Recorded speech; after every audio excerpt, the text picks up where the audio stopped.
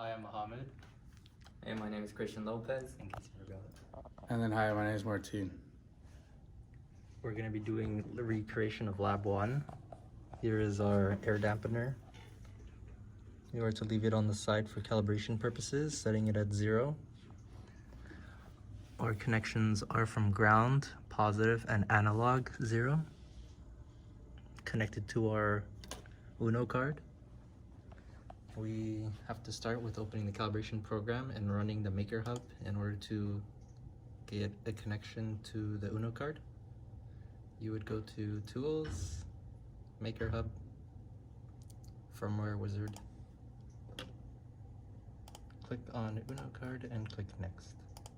Select the serial port. And wait. Once the Maker Hub is complete, you guys want to launch the example.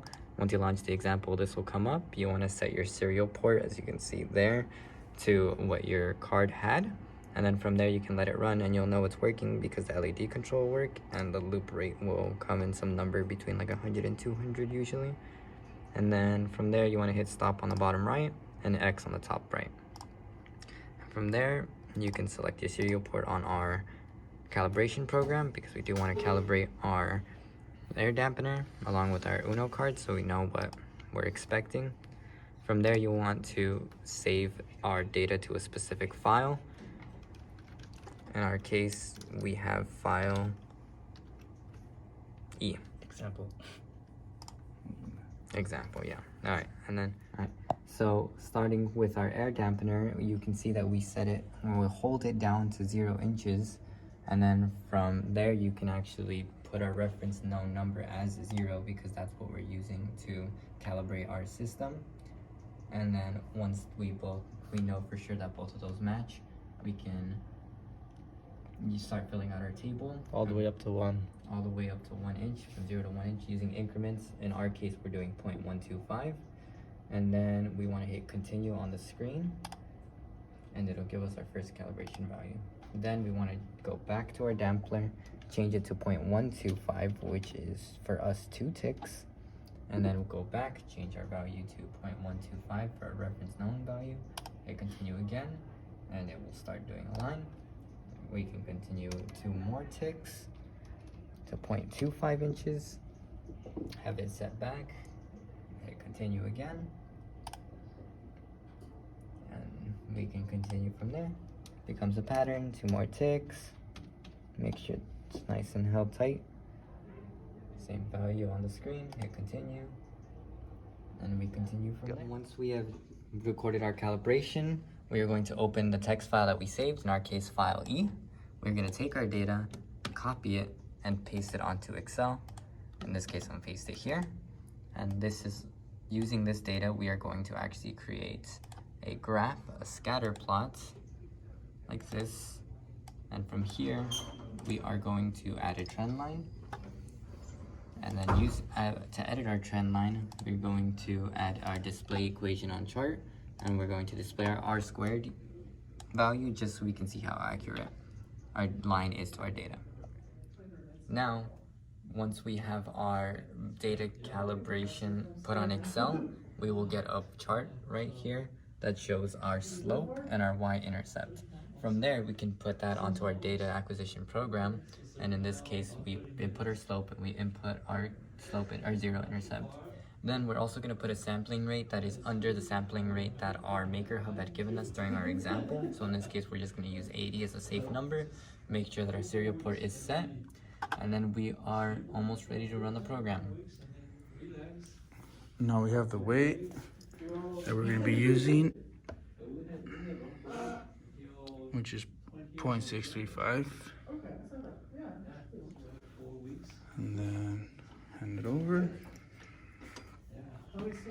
Set it on the scale, set it to 0, and wait for the program to be run. So we're going to run the program.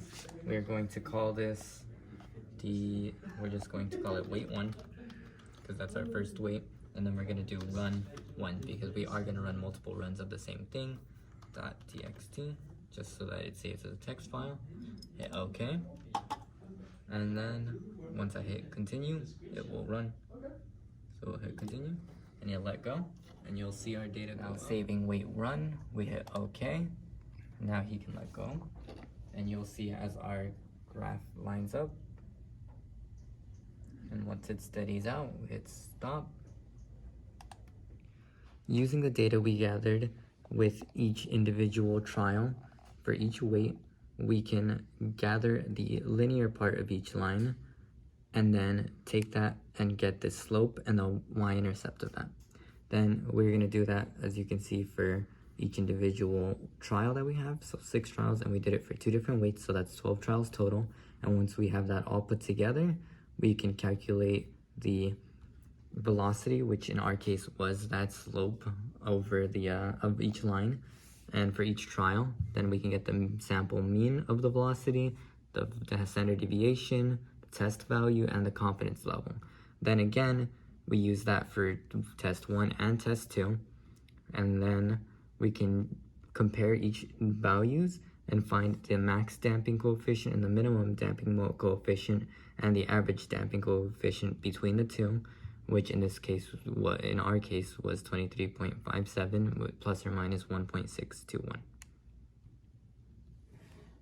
So in addition to lab 1, we decided to redo homework for chapter 4-2 since we have a better understanding of it. As you can see, these are some of the questions. And here we have, for example, for problem 1, I'll just go over this one really quick just because of time. But for our step 1, we let the continuous random variable x, which is defined as the average age of the vehicle normally distributed with parameters. And then we have the given, which is our population mean, standard deviation, sample size, and the distribution formulas. And then for our step 2 for this problem, we have the probability that the random variable x have a mean age, which is between 90 and 100 months. And here with the formulas given, as you can see, it's pretty much just plug and chug from here. And then after that, from the tables also given, we conclude that the value of the probability that the random x have a mean age between 90 and 100 months, which is around 92.1%.